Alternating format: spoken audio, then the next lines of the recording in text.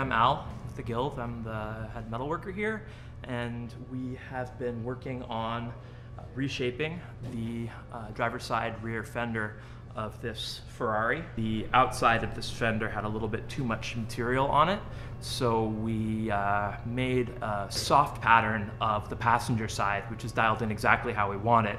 And a soft pattern is essentially a membrane made out of tape that can be popped inside out and then fit onto the opposite side of the car.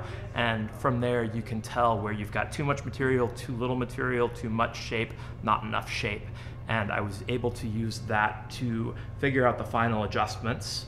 And now we have the left side and the right side, the passenger and driver's side of the car, looking pretty much exactly the same. So I've got a little bit more fitting and tack welding to do, and then I'm going to check it with the soft pattern again to make sure that everything's in the right place, and I can do my final shaping and file off the welds, and we will be wrapping up the entire back skins of this car.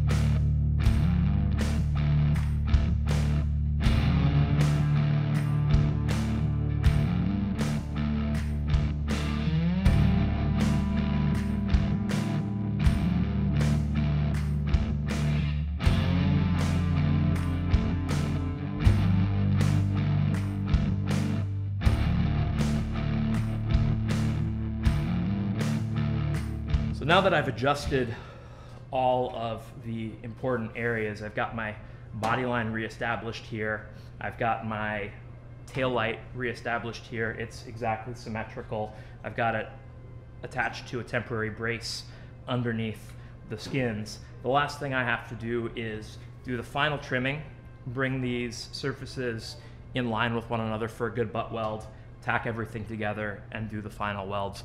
Once the welds are final, I'll check it one more time, make sure everything lines up perfectly and is symmetrical from one side to the other, and then I can take the body file off all of my welds, and we'll be ready to prep for paint.